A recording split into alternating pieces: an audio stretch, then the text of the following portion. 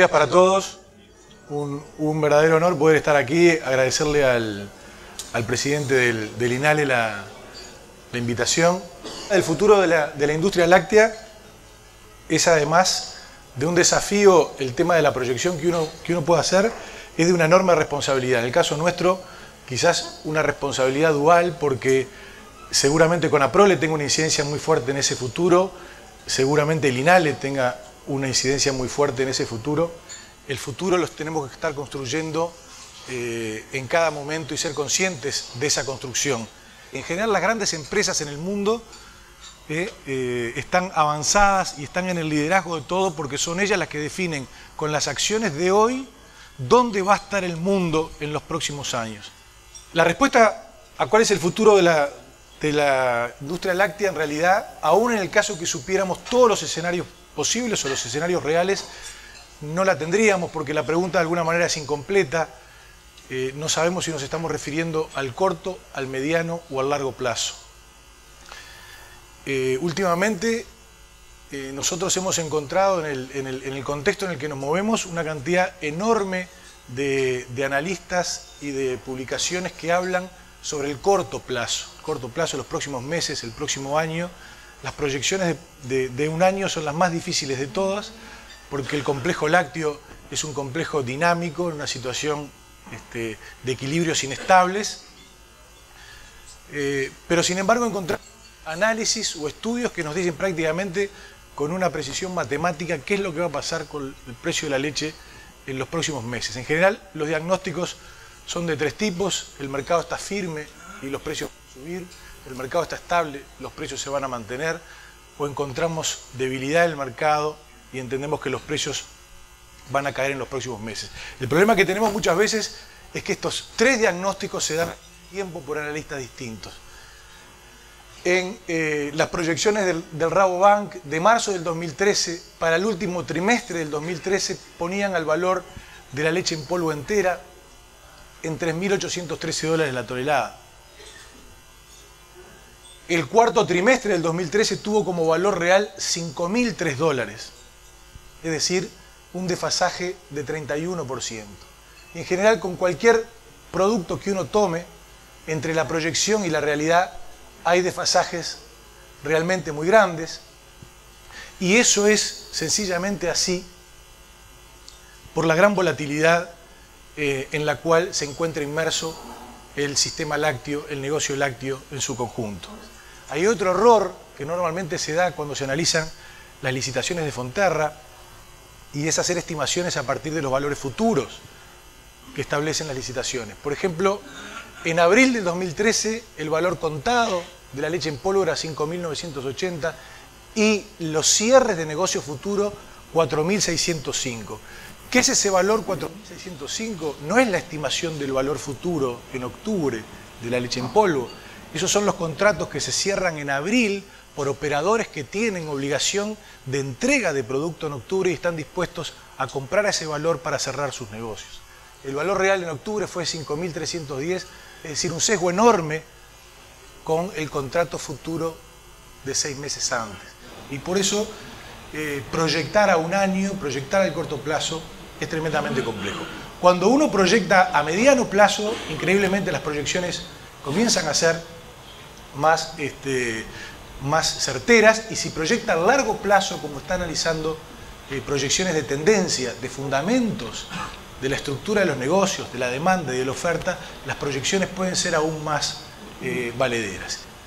Respecto de la industria láctea en el Uruguay, si uno mira qué es lo que ha pasado en la historia de nuestro sector, si uno se para en 1936 y le pregunta a un operador de esa época, bueno, ¿cómo prevé que le va a ir a la industria láctea en los próximos 30 años?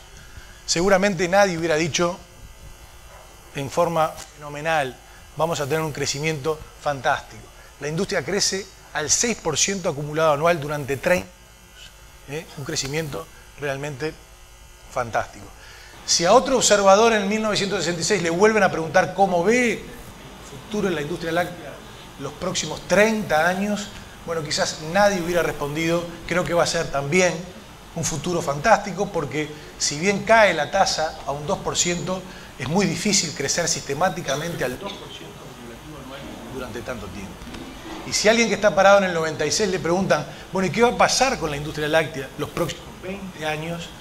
Nadie hubiera respondido, vamos a seguir creciendo a tasas realmente importantísimas del 3,5% acumulativo anual para llegar a los casi 400 millones de litros de leche que se produce en el país. La pregunta de esta charla es, ¿qué va a pasar con el futuro del clúster lácteo los próximos 20 o 30 años? De que sabemos que vamos a seguir creciendo, la industria va a seguir creciendo porque están los fundamentos de la misma, pero aquí se nos abren dos posibilidades. Podemos crecer a una tasa que en la historia es una tasa promedio del crecimiento de la demanda mundial, no nos olvidemos que más del 70% de la leche se exporta, o podemos crecer a una tasa mayor, con una diferencia casi de 1.500 millones, y esto referido fundamentalmente al acceso a los mercados que tengamos a futuro y a otras acciones que tome el clúster lácteo de generación de valor en la interna del Uruguay. ¿Cuál es la competitividad que tiene la producción de leche en el Uruguay? ¿Cuál es el eje competitivo que nos dice que, bueno, que tenemos una actividad altamente competitiva a nivel mundial y con unas capacidades de crecimiento realmente fantásticas?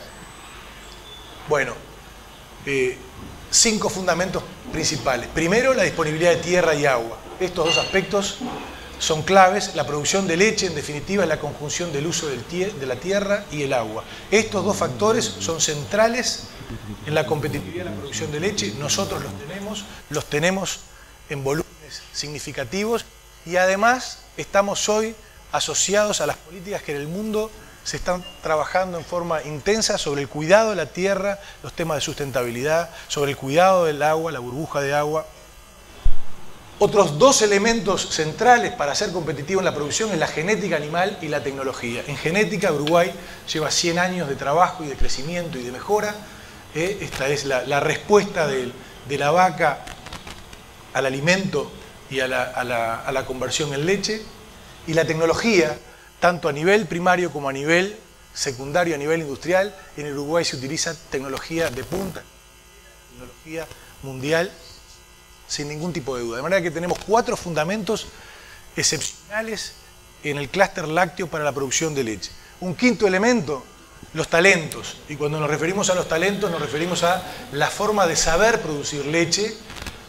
Y acá hay una historia también de 100 años de tamberos y de industriales y de personal que cada vez incorpora nuevos talentos y nuevos conocimientos a un desarrollo muy intenso de la lechería. Pocos países en el mundo tienen estos 5 fundamentos del negocio tan estructurales, tan fuertes, que le permiten decir sin ninguna duda, desde el punto de vista de la producción, desde el punto de vista de la generación de producto, hay una enorme capacidad, porque están dados los elementos materiales, los elementos humanos y los elementos tecnológicos fundamentales para una muy buena producción.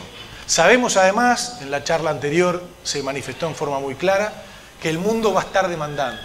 La demanda va a estar y va a ser un elemento que nos va a venir dado, y la capacidad de crecer en producción está por los fundamentos estructurales que tiene el clúster lácteo.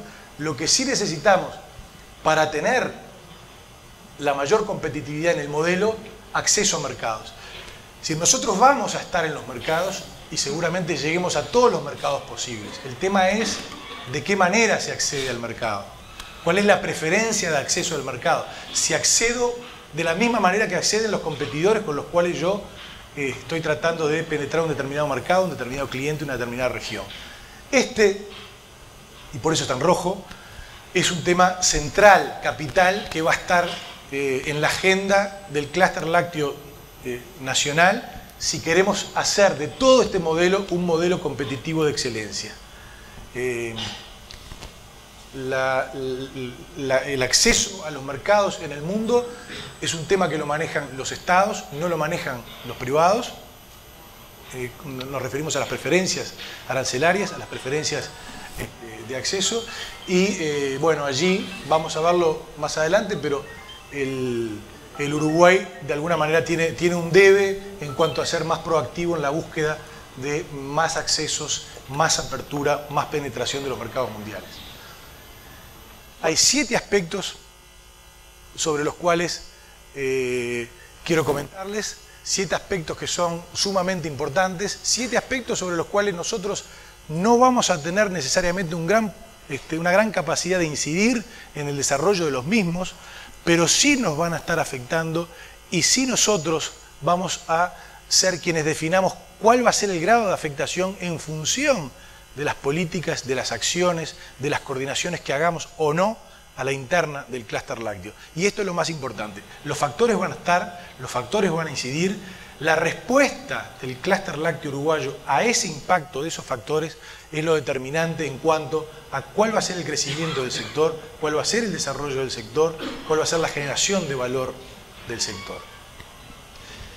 El primer caso que va a estar es el caso, yo le llamo el caso China, que para mí es un caso fascinante, siendo que en los últimos meses, en el último año, el determinante de los valores de la leche en polvo entera no fue el tipo de cambio, que han habido otras fuerzas, y básicamente son las fuerzas del lado de la demanda, las que han estado determinando el valor de la leche. No podemos asociar al petróleo las oscilaciones de esos valores.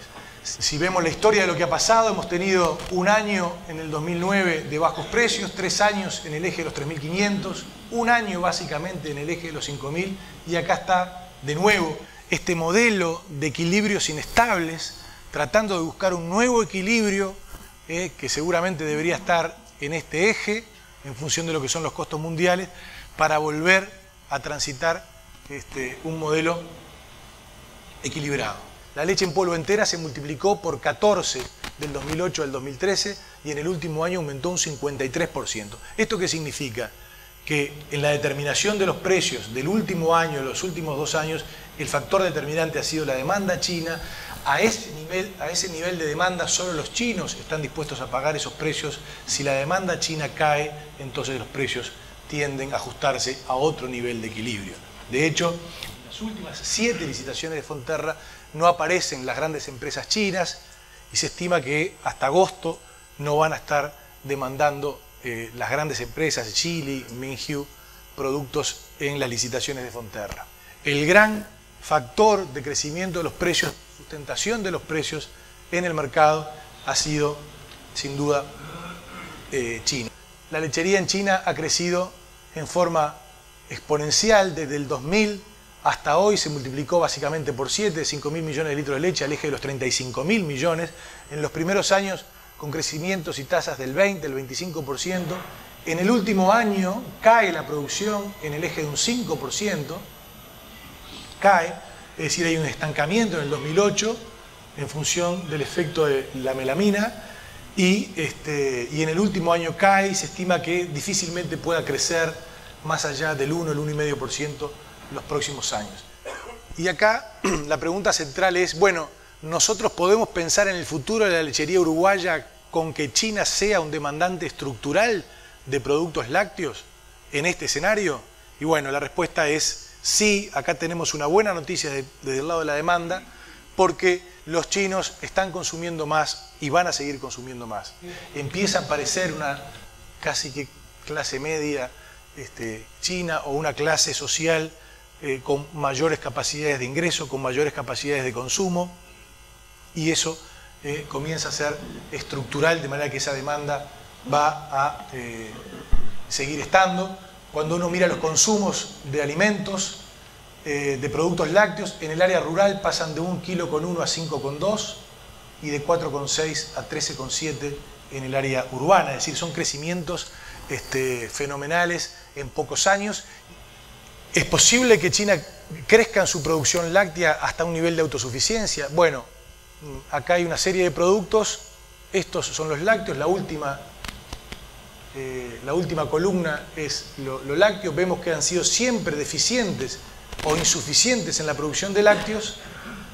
A partir de la crisis de la melamina, esta insuficiencia aumenta en forma mucho más importante y seguramente nunca van a llegar a un proceso de autosuficiencia y van a mantener en la importación un elemento fundamental de complementación del consumo interno. Hay otro factor asociado a la estructura de costos de producción, de cuánto sale producir una tonelada de leche en polvo en China y cuáles son los precios en el mercado internacional.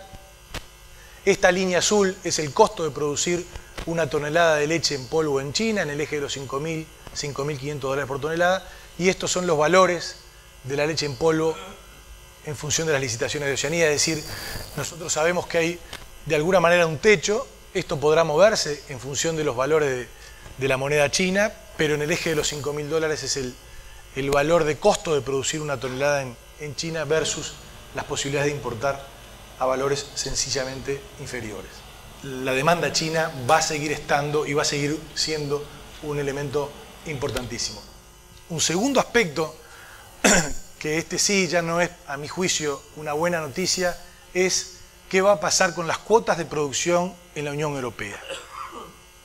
Como ustedes saben, a partir del 2015 se liberan las cuotas de producción. Los países de la Unión Europea tienen cuotificada la producción país a país y eso se libera a partir del 2015 y es un elemento que para nosotros puede impactar decididamente en el comercio mundial, a pesar de que están las dos opiniones en la academia. Cuando uno mira la cuota y la utilización de la cuota y la producción, en azul tenemos el tope de cuota de producción en la Unión Europea. Esta línea roja es lo que realmente se está produciendo en la Unión Europea hoy.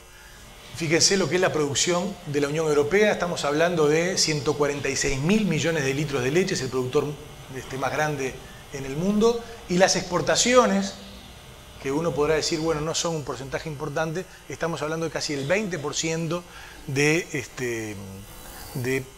exportaciones en relación a la producción global, es decir, prácticamente exportan un Brasil por año, un poco menos, pero es un jugador fenomenal en cuanto a la producción, a los consumos internos y al flujo de exportación que generan. Cualquier crecimiento adicional de estos son millones de litros de leche, miles de millones de litros de leche que se vuelcan al mercado. La liberación de estas cuotas, por lo tanto, es un tema importante en el comercio mundial, que hoy está en los 62.000 millones de litros de leche, va a estar en 87.000 millones de litros de leche en el 2020, y en este crecimiento la Unión Europea es el que más contribuye, con prácticamente un 30%, con 9.000 millones de litros de leche.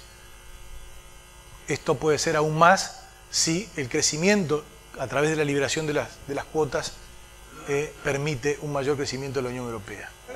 Los factores más determinantes del crecimiento de la producción láctea para los europeos es la relación con el tipo de cambio, qué va a pasar con el crecimiento del PBI en Rusia, porque el mercado central de destino de los quesos de exportación para ellos es Rusia, y qué pasa con la relación dólar neozelandés-euro, porque es el principal competidor en los mercados internacionales. El segundo factor de incertidumbre es también con competidores, qué pasa con los tipos de cambio en Australia y qué pasa con las exportaciones argentinas. El tercer factor es un tema de costos, qué va a pasar con los costos de producción. Y recién el cuarto factor, en el modelo de estimación y de proyección de producción en la Unión Europea, es qué pasa con los PBI de los países de destino a los cuales nos estamos refiriendo, que básicamente son China, Estados Unidos y Japón. Para concluir con este punto, la eliminación de las cuotas va a generar un crecimiento de producción en el eje de los 13.500 millones de dólares según los europeos, 8.700 millones van a ir al comercio internacional. Ya están haciendo hoy 7 nuevas plantas de leche en polvo, por lo cual es difícil de creer que va a ser tan poco el crecimiento que van a tener. La mayoría de lo que en lo que se va a crecer va a ir a productos desecados. Las inversiones que se están proyectando son de 900 millones de euros frente a 70 millones de euros en 2007-2008, y los principales mercados de destino: Rusia, Medio Oriente y Norte de África. Evidentemente hay una institucionalidad muy fuerte. El manejo de los cupos, el manejo de la producción láctea en Europa es un manejo que está asociado a las políticas de Estado, a la política agrícola, a la PAC de la comunidad, que se preocupa por la cadena de valor láctea y la está mirando constantemente y está viendo de qué manera crece, genera valor y se desarrolla. El tercer factor, que también es preocupante en el futuro de la lechería, es el rol de los Estados Unidos. un país que ha estado hasta los 2 últimos años básicamente en ser un país básicamente destinado al consumo doméstico y a la importación de productos lácteos. Bueno, hoy está jugando otro rol. Si vemos Estados Unidos en números, en Estados Unidos se producen 93.000 millones de litros de leche contra 20.000 de Nueva Zelanda. Exporta 15% solamente de su producción, pero el 15% de la producción de Estados Unidos es el 70% de la producción de los neozelandeses. Y estos son datos de ahora, 2013. Está creciendo al 1,5%, pero crecer al 1,5% de Estados Unidos es como si Nueva Zelanda creciera al 7% anual. 15% exporta, ya están exportando leche en polvo entera, un segmento de negocios en el que no estaban para nada, no existía, porque además producir leche en polvo entera no tenía sentido, los excedentes lácteos todos a la leche en polvo descremada, que era lo que compraba el Estado mediante stocks de regulación. Dairies Farmers of America está destinando una planta de leche en polvo entera recientemente realizada para China y vendrán más. Se estima que va a ser el 4º exportador en 2 años, el 3º en 5. Y tiene evidentemente un fuerte potencial por la estructura de su negocio interno y de su mercado para seguir creciendo en el futuro. Cuando vemos a Estados Unidos en cuanto a su producción, en leche en polvo entera prácticamente no existe, 1,9%, y esto es del último año. Sin embargo, es el principal exportador de leche en polvo descremada, 500.000 toneladas. Es un jugador importante en sueros. Es el número 1 en la producción de lactosa y ha comenzado a exportar quesos fundamentalmente a través del tratado del TLC que tiene con Corea del Sur y con México.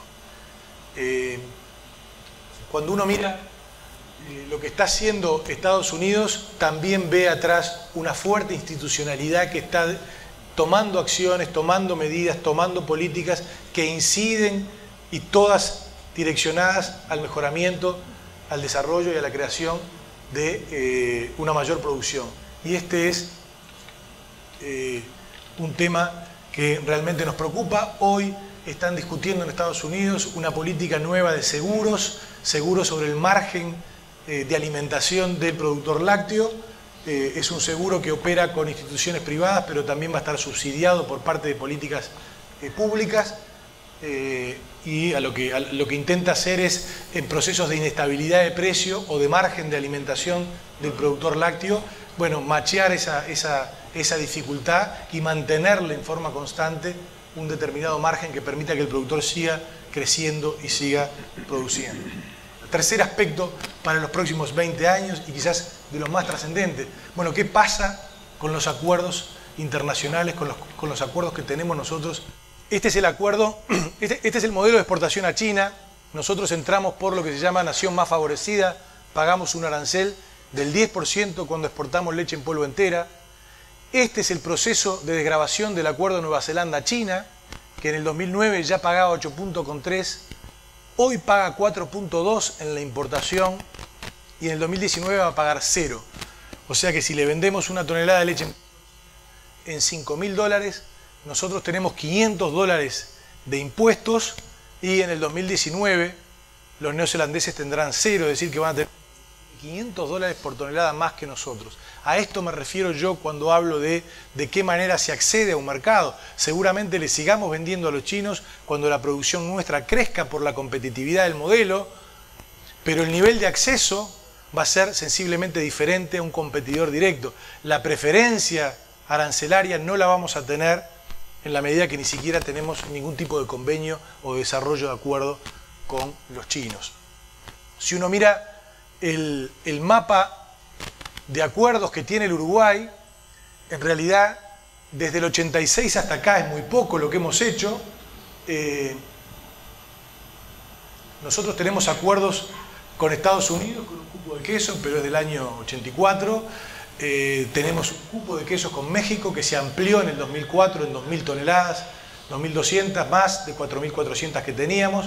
logramos una preferencia arancelaria del 100% con Cuba y con Venezuela, tenemos un cupo muy pequeño de preferencia arancelaria con Colombia y nada más.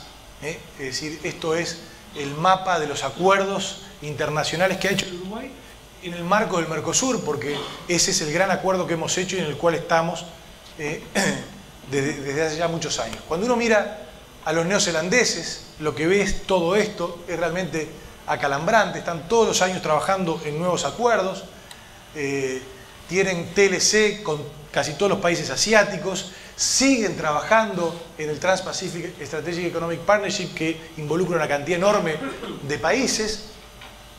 Entonces hay una política de Estado preocupada por la inserción, en particular de la lechería en el mundo y en el acceso a los distintos mercados de la mejor manera posible. Un quinto aspecto que va a estar jugando en forma fenomenal en los próximos 20 años es el tema de la sustentabilidad. China le puso un segundo piso al mundo, pero el concepto de sustentabilidad, de preocupación por el medio ambiente, le está poniendo un tercer piso al mundo, y esto es algo que ya hoy nos está impactando y está incidiendo en todo lo que es la producción de leche, tanto a nivel primario como a nivel secundario, y aquí hay enormes dilemas. Hay una preocupación enorme en todas las corporaciones por bajar los consumos, las emisiones, la energía y el agua gastada por unidad de producto final, y se está logrando, es decir, a nivel de unidad de producto final caen los consumos de estos principales recursos, pero en niveles absolutos el consumo global sigue creciendo, y este es un hecho central y complejo porque están habiendo niveles de agotamiento muy importantes. Como se decía antes, casi el 70% del agua en muchos países tiene niveles de polución enorme. En China, por ejemplo, la erosión de la tierra es un factor central. Por eso la preocupación nuestra en esos dos aspectos de los fundamentos del clúster de la tierra y el agua, y la preocupación de la conservación, porque hace a la conservación del negocio. Bueno, este es un tema central. Un sexto aspecto es qué están haciendo y qué van a hacer las multinacionales. Y lo que están haciendo las multinacionales es, sin duda, comprando empresas, instalándose en los lugares donde la fuente de aprovisionamiento les puede permitir ir a sus mercados de destino, fundamentalmente Europa, Estados Unidos, el sudeste asiático, con sus productos finales, y seguir creciendo en ese desarrollo. Es impresionante la cantidad de fusiones, adquisiciones, cruces de empresas desde la bebida a lo lácteo, de lo lácteo al concepto farma, que se están dando en el mundo, tratando de consolidar posiciones y tratando de asegurarse el suministro fundamental de la materia prima para poder a partir de ahí desarrollar sus productos de colocación en el mundo entero. Y por último, quizás la parte que a mí más me apasiona, que es el tema de la ciencia y la tecnología en los próximos 20 años y su impacto en el clúster lácteo en el que estamos todos inmersos.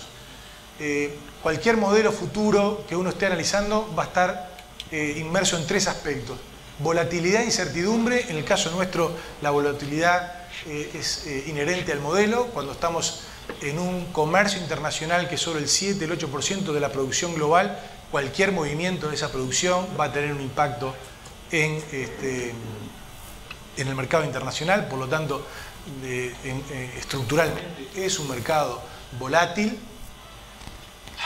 El tema de la sustentabilidad, que también lo hablamos, es otro aspecto que va a estar en los próximos años cada vez más fuerte en el cuidado de los animales, en el cuidado del medio ambiente, en el cuidado del agua, en el cuidado de los recursos naturales. Pero un aspecto que es realmente fantástico y muy difícil de prever es los avances tecnológicos y el impacto en la estructura de los negocios que tenemos hoy en día. El gran tema hoy es la revolución de los recursos naturales que tenemos.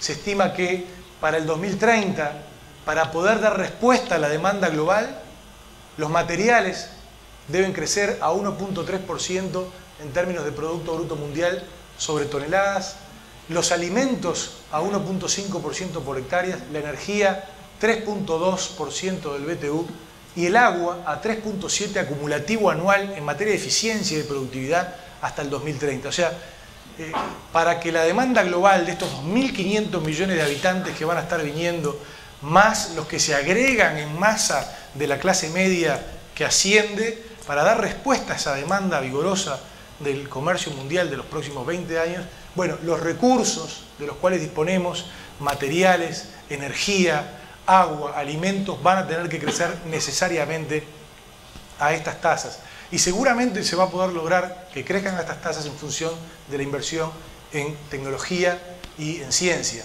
Se están desarrollando en el mundo lo que se llaman tecnologías rupturistas, lo que yo les decía del auto que es sin chofer, el desarrollo, la reinvención del vidrio, los cristales dinámicos que toman la temperatura del exterior, la mantienen si se quiere mantener, o cambian el tema del color para evitar el ingreso de la luz. En fin, todo un desarrollo fenomenal que está dando respuesta a los grandes desafíos en el mundo hoy. Y entonces, la pregunta es si la escasez de estos recursos nos está llevando a la tercera revolución industrial, ¿no?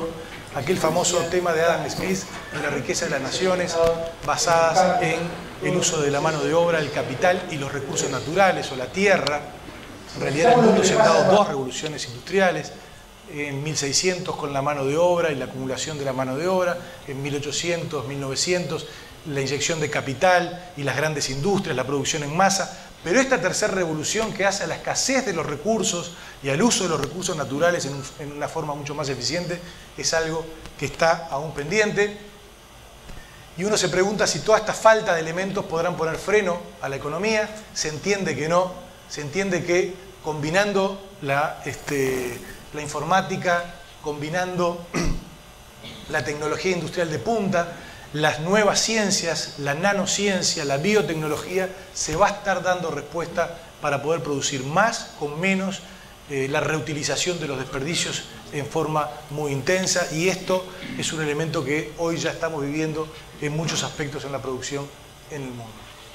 Por último, el futuro de la industria láctea. Entonces tenemos un futuro fantástico en términos de capacidades de respuesta, de capacidades de producción, de capacidades de crecimiento, y tenemos desafíos enormes hacia adelante que no dependen de nosotros, que están allí, pero sobre los cuales nosotros podemos incidir en la medida en que definamos correctamente las acciones individuales y las acciones públicas, las políticas públicas que le permitan al clúster lácteo encarar todos esos desafíos. El mundo hoy es mucho más complejo como para estar cada parte del eslabón de la cadena tratando de hacer cosas en forma aislada.